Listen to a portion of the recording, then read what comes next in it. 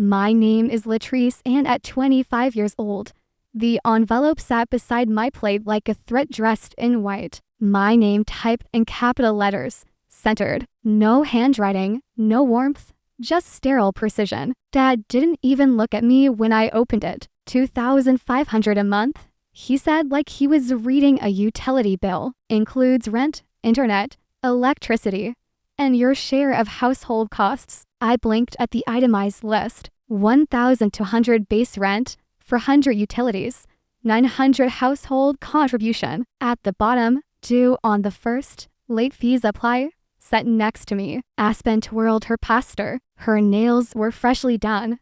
Her phone screen glowing with some influencer skincare routine. She didn't even glance up. But Aspen doesn't, I began. She's still figuring out her direction. Mom cut in smoothly, her voice honeyed. You have to jobs, Latrice. You're stable. It's time you learn adult responsibility. I'm stable because I haven't had a day off in 6 months.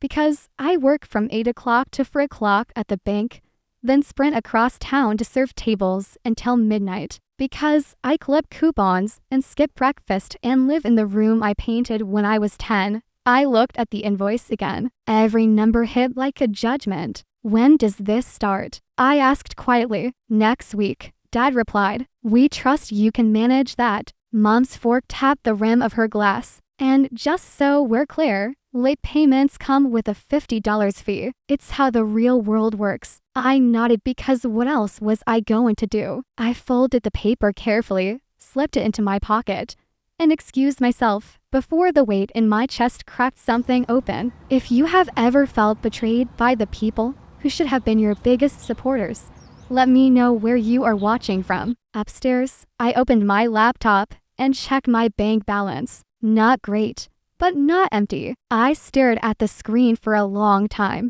Then I opened a new spreadsheet, labeled the rent receipts, and started typing. Downstairs, Aspen laughed at something on her phone. I added another column, expenses they don't pay. I was learning, just not the lesson they thought they were teaching. And when I opened my credit card statement, I saw her name on the account. By the end of the week, I'd worked 5 bank shifts, 3 closing shifts at the restaurant, and eaten exactly for full meals. My wrists HAD from carrying trays. My legs throbbed from standing too long. My inbox was a mix of overdraft alerts and reminders about rent. When I came home Friday night, Aspen was draped across the living room couch, wearing one of my old sweatshirts like it was hers. The TV played a rerun of some dating show. On the coffee table sat an Amazon package with my name on it addressed to me, purchased by someone else. Aspen, I said, holding up the package. Did you use my card again? She didn't even blink. You said I could once. That was months ago for textbooks. She shrugged. Well, you never changed the login. I stared at her, waiting for even a hint of apology. None came, just the sound of canned laughter from the television. Mom walked in from the kitchen,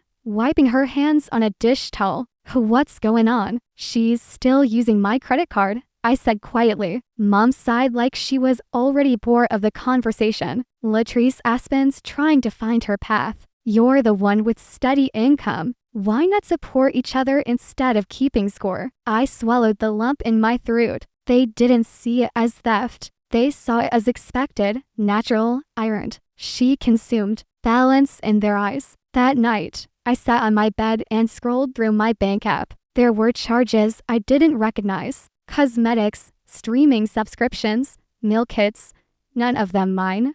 All of them billed to the card linked to our shared family Wi-Fi account. I clicked open my spreadsheet and added a new tab, Aspen's charges. Then I opened a new browser tab and typed how to dispute unauthorized family credit card use. I didn't press enter. Instead, I opened another tab and searched how to open a high-yield savings account. I opened the account during my lunch break on a Tuesday, not at the branch where I worked, too visible, but at a credit union across town. I used my work email, set up a new P.O. box for correspondence, and funded it with the small bonus I'd earned last quarter for meeting quarterly targets. $1,000, a quiet start. That night, I updated my spreadsheet tab by tab. Rent payments, utility contributions, groceries I'd bought without being asked. I created color-coded columns. Green for confirmed payments, yellow for disputed charges, red for husband's digital footprints on my accounts. Every click felt like reclaiming a breath. 2 days later, I was balancing deposits at my teller window when Ezra leaned over the divider with his usual lazy grin. "You look like you're preparing for court."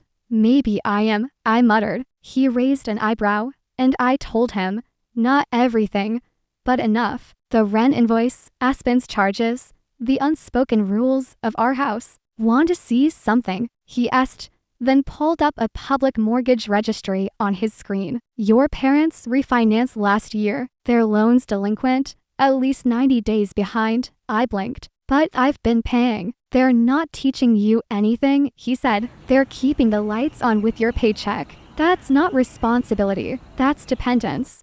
Later that evening, I stared at my spreadsheet again, added a new row beneath mortgage contribution in bold. I typed, "This isn't about helping me grow. This is about keeping them from drowning." Then I made 2 copies, one for my desktop, one for the cloud, and labeled the folder evidence. I closed the screen and lay back on my bed, trying to calculate how long it might take to save enough to leave. The number was too big, the hours too many. But I wasn't just working anymore. I was recording and recording. I was learning. That could be its own kind of resistance. It started with Ezra sliding his phone across the break room table during a late lunch. "Look at this," he said. "Foreclosed, 3-bedroom, decent neighborhood, priced way under market because the owner's desperate to sell." I expected a fixer-upper, but the pictures showed hardwood floors, clean windows, even a small backyard. It wasn't glamorous, but it looked possible. "I can't afford a house," I said, though my voice faltered in its certainty. Ezra shrugged. "Not today, but maybe not as far off as you think. You've been saving, right?" I nodded slowly, the number in my secret account climbing higher each week. Not enough for a dream home, but maybe enough for a foothold. That night, after my shift at the restaurant, I stayed up late reading everything I could find. How to buy a home through an LLC, ways to keep real estate purchases private, protecting personal identity in public records. By morning, I had a plan. Mrs. Vega, a longtime client from the bank and a semi-retired real estate agent, met me at a corner cafe. She'd always been kind, quietly observant, never nosy. When I told her what I needed, she didn't flinch. "We'll set up a shell LLC," she said. "You'll be the sole member, but your name won't be on the purchase paperwork. Just Vanquish Properties LLC." I smiled at the name. "Why Vanquish?" "You picked it," she said, smirking. "It was the first thing you wrote when I asked what this was really about." I didn't remember writing it, but I liked the way it sounded. Strong, final. The paperwork moved fast. Ezra helped me draft the financials. Mrs. Vega handled the filings, and by the following week, I had a folder labeled with the LLC's name and a checklist titled Operation Exit. Each night, I packed a few boxes, clothes, books, old sketch pads, anything I didn't want left behind. I kept them in the trunk of my car and drove them to a storage unit during lunch breaks. Nobody asked where my bookshelf went. Nobody noticed my closet thinning out. Aspen was too busy with her ring light and haul videos. And my parents, they just assumed I was tired. They weren't wrong. I was tired. But for the first time, it didn't feel like surrender. It felt like planning. I chose a Tuesday. Everyone would be out. Aspen had a Pilates class she only half attended but never skipped. Mom's book club met at the community center. Dad played rep ball with men who laughed aloud and clapped each other on the back like they were still in high school. I'd rehearsed the timing down to the minute. Ezra helped me load the heavier boxes into his trunk that morning under the excuse of a ride to work. The rest, my toiletries, the last drawer of clothes, my laptop, fit neatly into the backseat of my car. I left my key on my nightstand. On the kitchen table, I placed a single sheet of paper folded in half. The front reads simply, "Latrice inside." As of today, I am moving out. Rent is no longer due. The internet and all other services attached to my name will be disconnected within 24 hours. Please forward any mail to the address on file with the bank. No emotions, no explanations, just the facts. I stood in the doorway for a second, letting the silence of the house settle into my chest. The hallway smelled like the lemon cleaner Mom always used, and Aspen's door was cracked open, spilling lavender light from her salt lamp. My old trophies still lined the mantel. Debate, science fair, perfect attendance, things I had outgrown. But they had kept on display like proof they'd raised someone useful. I shut the door behind me without looking back. In the car, I opened my phone and went down the list. Mom block, Dad block, Aspen block. The silence that followed was immediate, like switching off a machine that had been humming just beneath my skin for years. Later that afternoon, Mrs. Vega called. "Your offer was accepted," she said. "Vanquish Properties officially owns the listing. We'll close in under 30 days. I pressed my forehead to the steering wheel and closed my eyes. Not relief, not yet, but the quiet knowledge that the exit wasn't just a fantasy anymore. It was concrete. It was mine. I parked the car outside my temporary sublet, a small guest room at Ezra's sister's place, and carried in the first of my things. That night, I slept without earplugs. No upstairs pacing, no Aspen shouting on her phone, no laundry machine running past midnight, just breath and stillness. And the next morning, when I checked my savings, I added a new line beneath the total. Final rent paid, none. They found me faster than I expected. The letter must have arrived that morning, a plain envelope, black ink, addressed to current resident. Inside, a formal notice. The mortgage on their home had officially transferred to Vanquish Properties, LLC, effective immediately.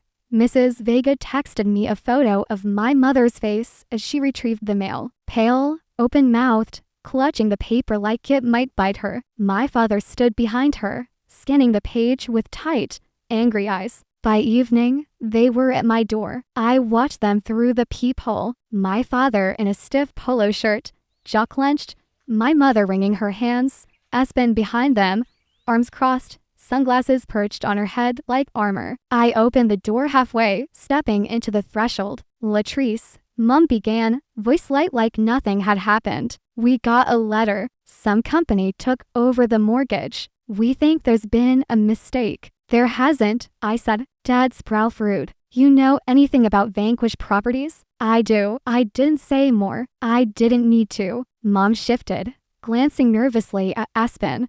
"Sweetheart, Aspen's going to need a place to stay while we figure this out. Just temporarily. You've always been so responsible." I nodded thoughtfully. "Gosh, couch $2,500 a month. Late fees apply." Aspen's head snapped toward me. "Are you serious?" "Dead serious," I said. "You taught me well." Dad's face went red. "This isn't a game, Latrice. We're your family." I tilted my head. "So were you when you handed me a typed invoice and called it love." Mom's voice cracked. "We didn't mean to." "I know exactly what you meant to do," I said. "And I learned." I stepped back inside and closed the door. Their voices muffled through the wood. No yelling, no pounding. Just the hollow quiet of people who had finally run out of control. I stood still for a moment, then turned and walked to the small table where my laptop waited. The folder labeled mortgage documents was already open. I added a new file beneath it. Interaction log. First visit. I didn't invite them back. They showed up again anyway. This time they didn't knock right away.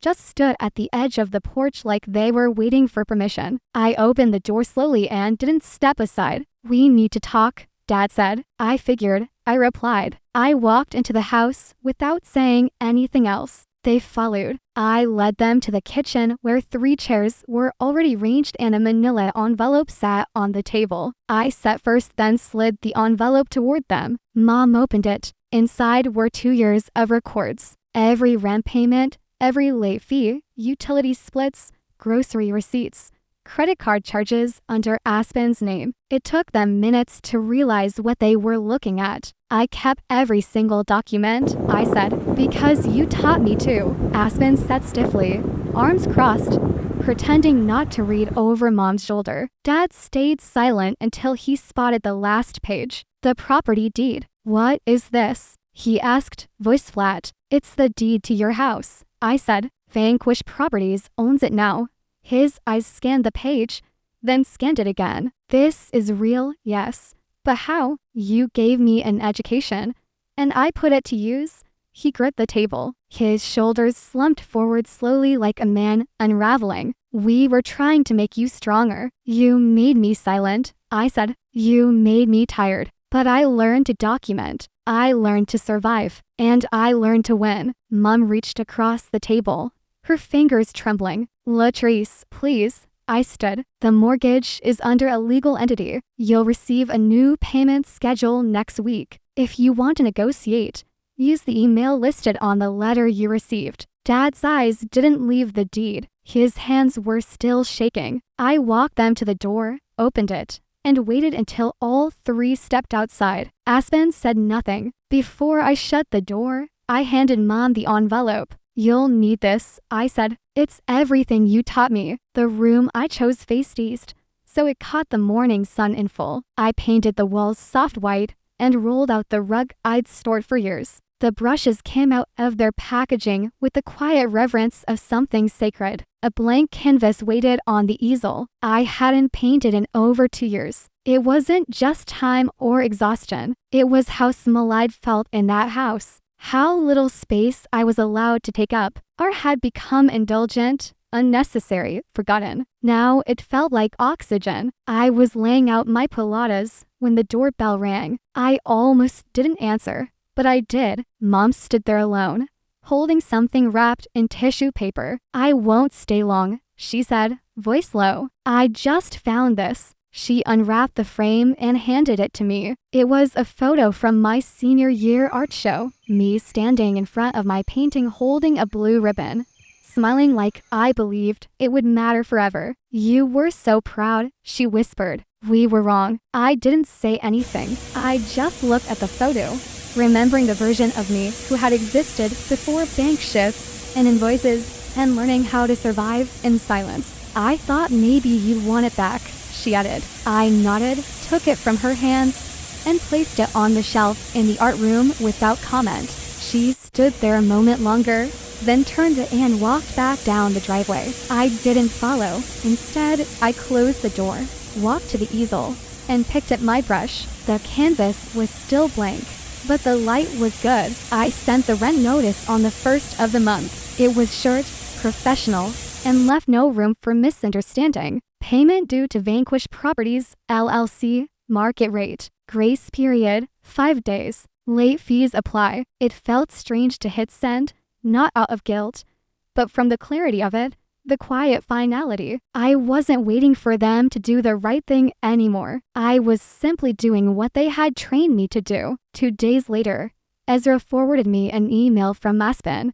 She'd applied for a receptionist job at a local salon. She'd used me as a reference. I approved the request without comment. Naomi came by that evening with takeout Thai, extra spring rolls, and we spread everything out across my dining table. Ezra showed up an hour later with cold sodas and a printout of the LLC's first quarterly report. You're technically profitable, he said, raising a brow. Didn't think your revenge arc would turn into a functioning business. I laughed, really laughed, and leaned back in my chair. They taught me to collect receipts, I said. I just took it a little further. Naomi grinned. Maybe too far, maybe not far enough. Ezra added. We clinked glasses and toasted to bad beginnings with better endings. Later, when the dishes were cleared and the house had gone quiet, I opened the drawer of my filing cabinet and slid the rent notice copy into a folder marked sent. It was the first document I'd created without fear attached to it.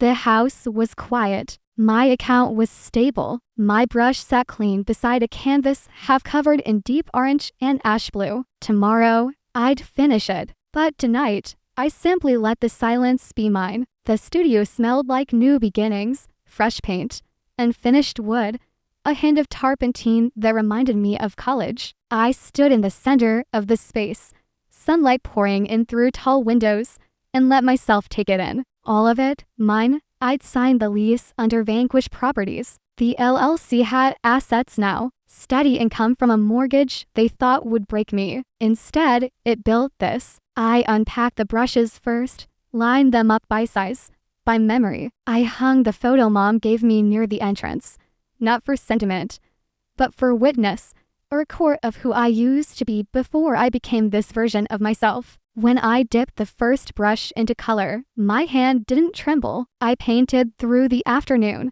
broad strokes, no plan, just movement. The light shifted, the shadows stretched. My phone buzzed once from the counter, and I wiped my hands to check it. A message in the family group chat unread since I left. Are you coming to dinner? We need to talk. Aspen's hours got cut. We're trying to catch up. Don't forget the mortgage is due. I stared at it for a moment, then typed, rent is due on the 1st. Late fees apply. Then I blocked the thread. No more explanations, no more negotiations, just quiet. I turned off the phone, placed it in the drawer beneath the canvas table, and stepped back to look at what I'd created. It wasn't finished. It didn't need to be. The silence in the studio wasn't empty. It was earned. And as I picked up the brush again, I knew this wasn't revenge. It was return. The weeks blurred into a rhythm that belonged to me alone. Mornings started with coffee in the sunlit kitchen. Evenings ended with paint on my hands and quiet in my chest. Ezra stopped by sometimes with his lazy grin and sarcastic commentary. Naomi dragged me out for late-night noodles when she thought I was working too much. I wasn't lonely. For the first time, I was free. But freedom carried echoes. One afternoon, while balancing receipts for Vanquish Properties, I noticed the numbers. The payments were consistent, arriving within the grace period, but never early. Always clipped, always begrudging. The silence between us had become transactional, but transactions still tie us together. A knock at the door broke my focus. It wasn't them this time. It was Mrs. Vager holding a folder. New listings, chumming, she said, stepping inside. Thought you might be interested. I raised a brow.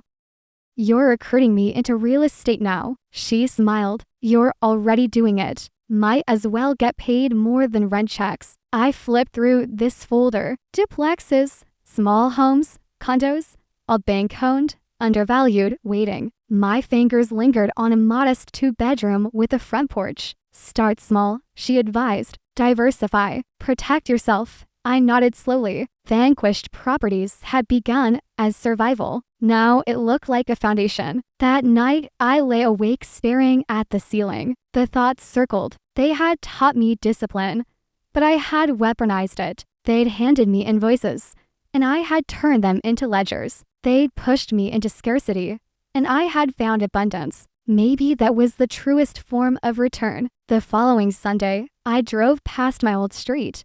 Not to stop, just to see. The yard looked overgrown. Aspen's car was parked crooked in the driveway, curtains drawn tight. For a moment, I wondered if they'd peek out, if they'd see me. But no one came. I kept driving. The studio waited with its half-finished canvas, the orange deepening into fire, the blue cooling into calm. My brush hovered, then moved with certainty. This time, I wasn't painting to escape. I was painting because I could. Months later, I stood in that same studio with Naomi and Ezra flanking me, both holding glasses of cheap champagne. On the easel rested a completed series, 6 canvases, each a reflection of the last year, fragments of invoices, streaks of lavender salt lamplight, silhouettes of doors closing and opening. An exhibition, Naomi said firmly. People need to see this. People need to buy this. Ezra corrected. I left, shaking my head. It was never about selling. Everything's about selling. Ezra shot back, grinning. Maybe he was right. Maybe not. But as the evening sun flooded the room, I knew one thing. This was mine. Every brush stroke, every receipt, every line of defense I turned into art. The silence that filled the studio wasn't the absence of their voices. It was the presence of mine.